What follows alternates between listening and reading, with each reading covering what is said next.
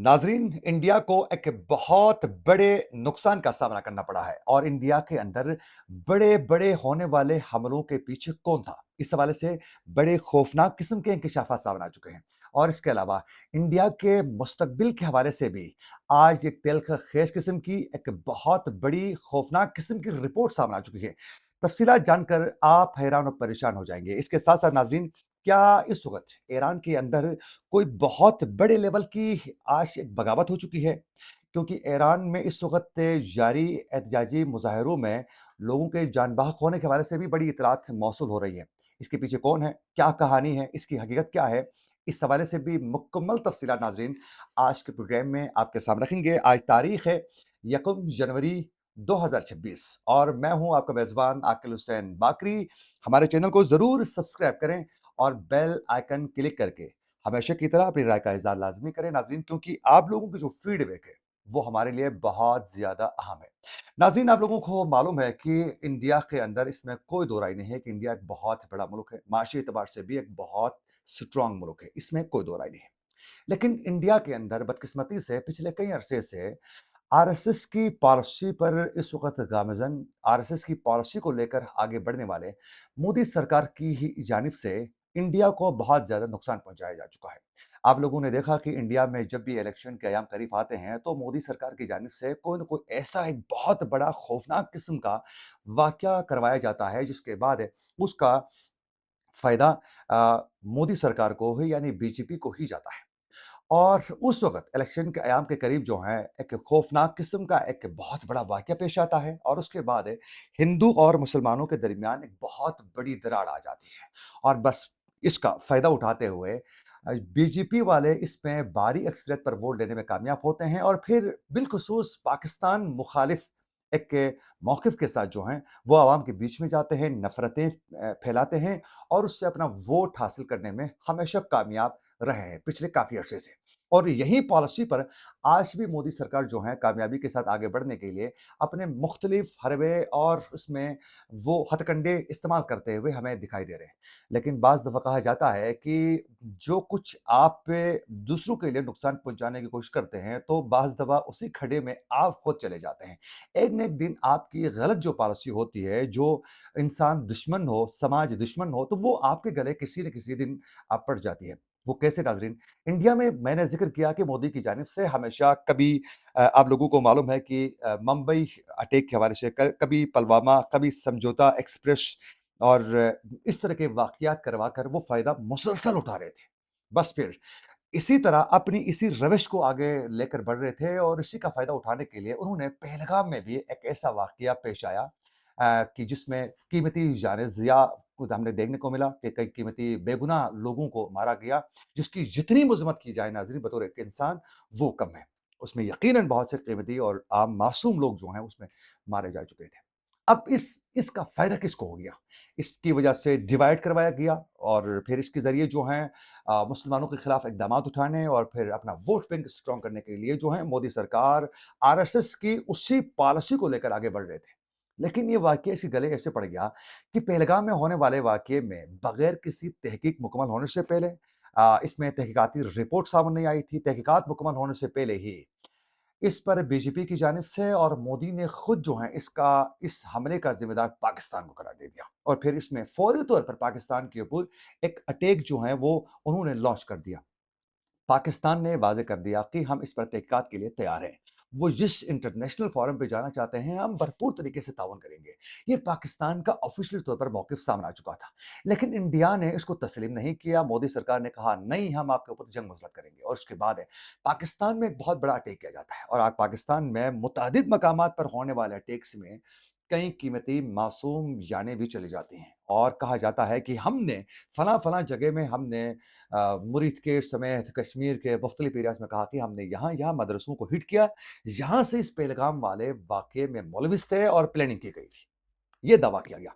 जबकि उसमें कई कीमती जो जानें हम खुद बतौर जर्नलिस्ट मैं न्यूट्रल अपना मौक़िफ़ सामने रख रहा हूँ कि उसमें आम ख़वातीन और बच्चे इस तरह लोग बहुत ज़्यादा शहीद हो गए और कई उनके अटैक्स जो हैं वो नाकाम भी हुए। लेकिन रातों-रात इंडिया की मीडिया ने कराची पोर्ट में भी कब्ज़ा करवा कर उन्होंने तो आधा लाहौर में भी कब्ज़ा करवा चुके थे। ये उनकी मोदी की गोदी मीडिया का इंडिया की आइमरी स्टोरी कि उनका ये किरदार रहा कि इंतहाई मुतनाज़ा झूठ पर मबनी जो है, उन्होंने रिपोर्टिंग की जो पूरी दुनिया में सुर्ख़ी का भी सामना करना पड़ा पाकिस्तान की जानिब से। फिर भी इसमें जो है पाकिस्तान ने बड़ी ज़िम्मेदारी के साथ पाकिस्तान की मीडिया ने रिपोर्टिंग करते हुए हमें नज़र आया। इंडिया की मीडिया का खुद इंडिया के लोग जो हैं वो तमाशा बना रहे थे।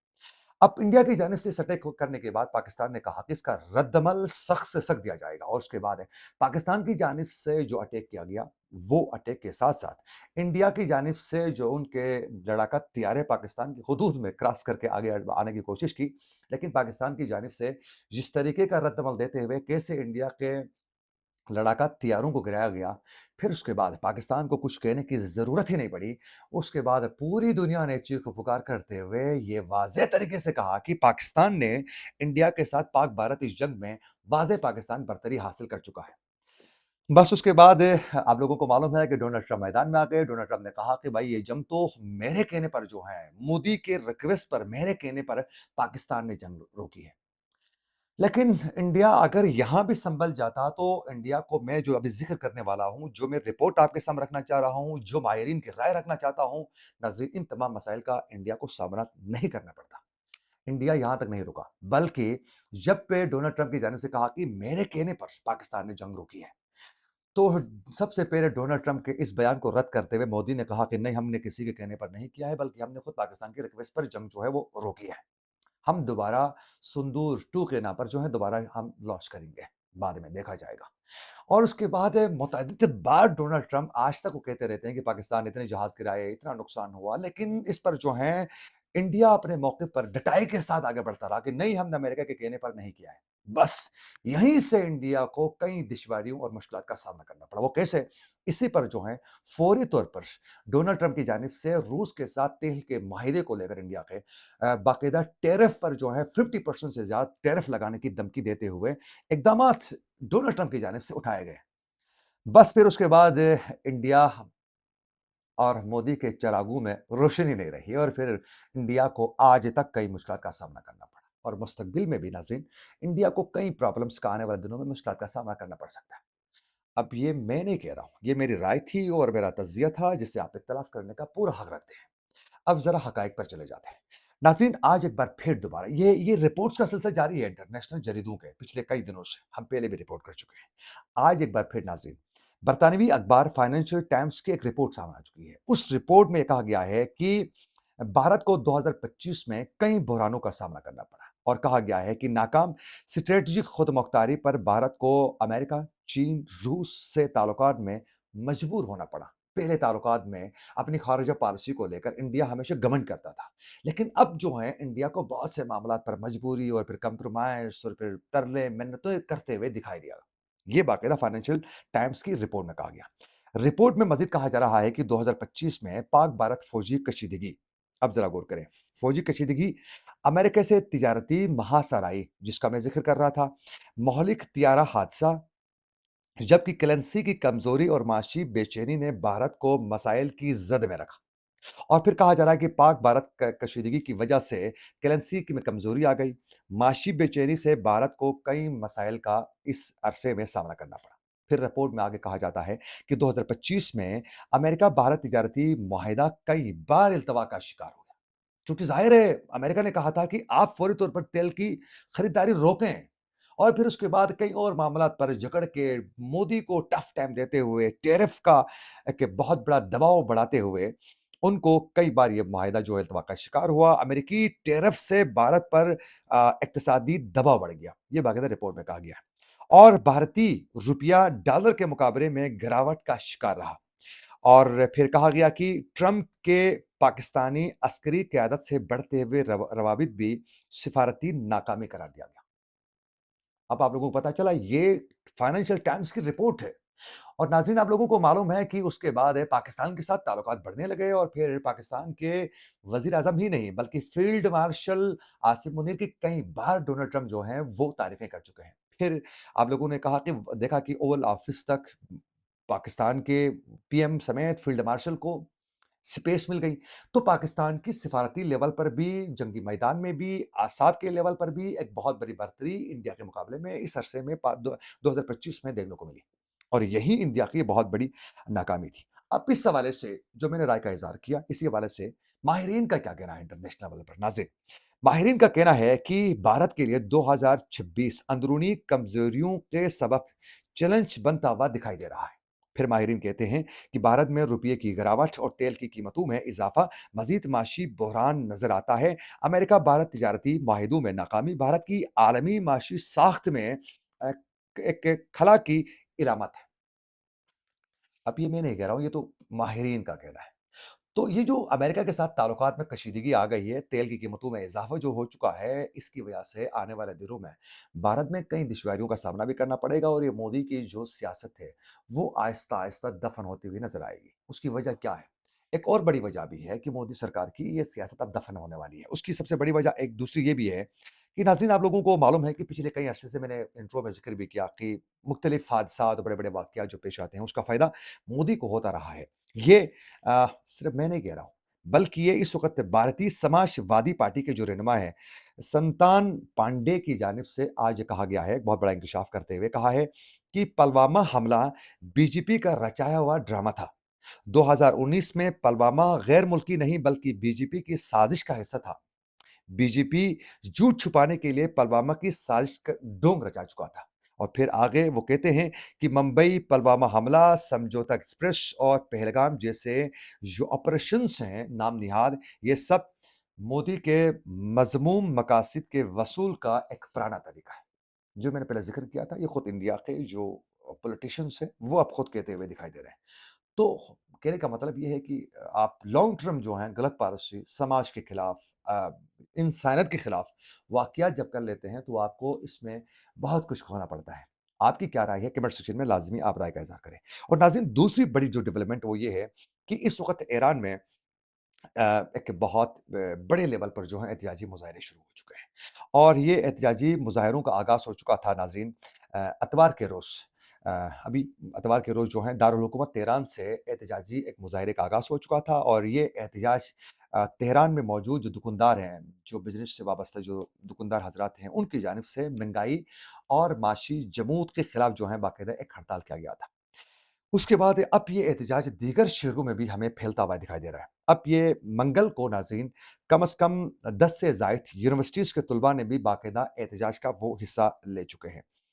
और इन एहतजाजी मुज़ाहरे के दौरान जो हैं अब ये इत्तलात मौसूल हो रही हैं कि ईरान की सरकारी मीडिया के मुताबिक मुज़ाहिरों के दौरान जो है एक ईरानी सिक्योरिटी फ़ोर्सेस का एक जवान जो है वो जान बहक हो चुका है।